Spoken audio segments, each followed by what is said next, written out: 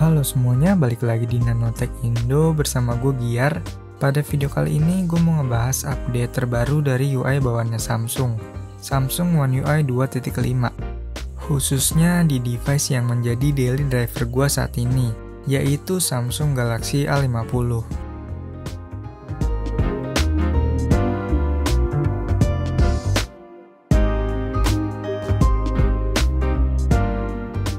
Update-nya ini sendiri baru gue dapet di tanggal 14 Januari tahun 2021 kemarin, dan kemungkinan bisa beda-beda sih sama device Samsung lain dengan tipe yang berbeda juga. Terus untuk fitur-fitur yang bakalan gue share di video ini kemungkinan sih bakalan ada di HP Samsung kalian yang udah pakai Samsung One UI 2.5 juga. Kalau misalnya nggak ada, ya berarti kemungkinan karena emang beda tipe device-nya. Kalau kalian sama-sama pakai Samsung Galaxy A50 kayak gua, seharusnya sih sama update-nya ya. Oke, tanpa banyak basa-basi lagi, langsung masuk aja ke yang pertama, yaitu hadirnya aplikasi AR Zone dan juga aplikasi Tips, yang sebelumnya nggak ada di One UI 2.0 kemarin. Karena bentuknya aplikasi gini, gue sih jadi langsung notice, tiba-tiba ada dua aplikasi baru setelah update software.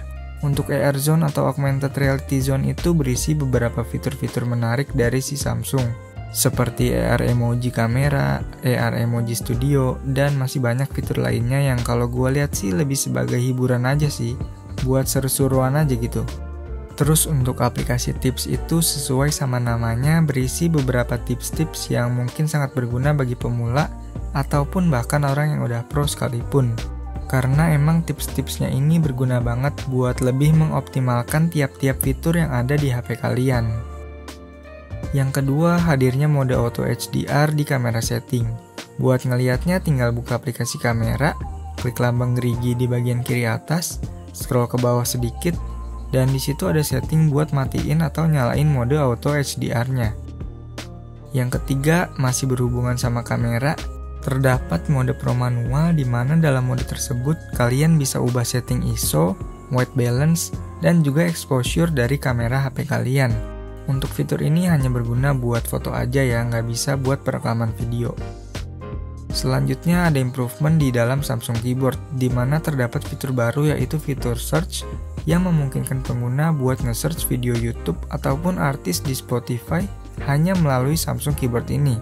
Terus keyboard ini juga support buat split keyboard di mode landscape-nya, yang menurut gue jadi lebih enak buat ngetik dalam mode landscape. Jari-jari kita jadi nggak perlu menjangkau terlalu jauh huruf-huruf pada keyboardnya. 5. One-handed atau mode satu tangan. Sejujurnya gue rada kurang yakin fitur ini apakah ada di update Samsung One UI 2.0 kemarin, cuma gue juga baru nemu setelah update ke One UI 2.5 ini. Jadi kalau misalnya fitur ini udah ada dari One UI 2.0, tolong bantu koreksi di kolom komentar di bawah ya. Sesuai namanya, mode ini berguna buat bikin HP Samsung kita ke mode satu tangan yang mana layarnya bakalan mengecil sehingga cukup pakai satu tangan aja buat mengoperasikan HP-nya.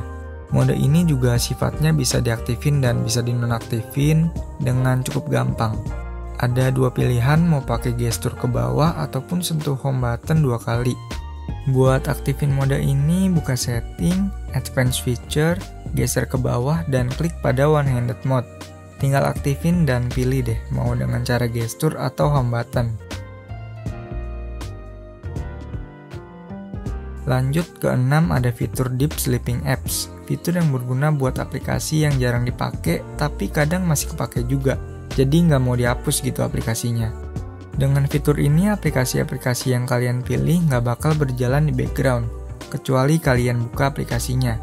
Lumayan banget buat menghemat penggunaan RAM. Cara aktifinnya, pergi ke setting, device care, battery, app power management, deep sleeping apps. Kemudian tinggal tambah aja aplikasi yang mau kalian tambahin.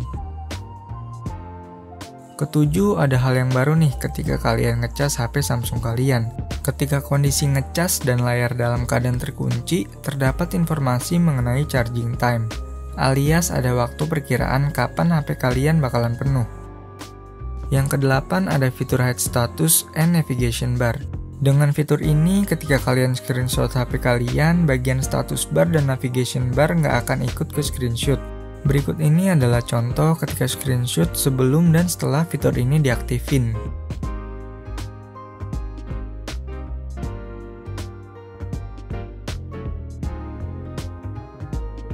Buat aktifin fitur ini, seperti biasa pergi ke setting, advanced feature, screenshot and screen recorder, dan tinggal cek aja di bagian hide status and navigation bar.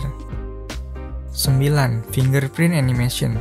Di One UI 2.5 ini kalian bisa nonaktifin animasi ketika buka kunci HP kalian menggunakan fingerprint. Kalau biasanya buka kunci pakai fingerprint itu ada animasi di bagian jarinya, dengan adanya fitur ini animasi tersebut bakalan hilang dan buat buka layarnya jadi kerasa lebih smooth aja. Terus jadi lebih ringan juga dengan hilangnya si animasinya. Buat fitur ini caranya pergi ke setting, biometrics and security, fingerprint, lalu tinggal uncek di bagian show animation when unlocking. Yang ke-10, mobile hotspot QR code. Fitur ini memungkinkan ketika kalian jadiin HP Samsung kalian sebagai hotspot, device lain yang mau connect WiFi ke HP ini tinggal scan QR code-nya tanpa harus masukin password lagi. Cara ini benar-benar cukup simple buat konekin satu device ke device lain menggunakan WiFi. Terakhir adanya Bitmoji di Always On Display. Yap, di One UI versi 2.5 ini kalian bisa nambahin Bitmoji ke layar kalian ketika dalam mode Always On Display dengan cara merubah clock style atau style widget jam di HP kalian. Untuk ini caranya pergi ke setting, lock screen, Always On Display, clock style, lalu geser ke bagian kanan dan pilih yang ada Bitmojinya. Terus tinggal pilih deh Bitmoji sesuai keinginan kalian. Nah, jadi ketika layar kalian dalam keadaan always on display, kelihatannya jadi lebih rame aja gitu. Nggak kelihatan simple dan boring. Oke, kalau ada fitur-fitur lain di Samsung One UI 2.5 yang nggak gue mention di video ini, feel free buat tulis di kolom komentar di bawah ya. Dan tulis juga Samsung seri apa yang kalian pakai. So, segitu dulu aja buat video kali ini. Terima kasih udah nonton video ini. Jangan lupa like dan subscribe kalau suka sama videonya, dislike kalau nggak suka, tinggalin komentar kalau ada saran, pertanyaan, atau apapun, dan sampai ketemu di video selanjutnya.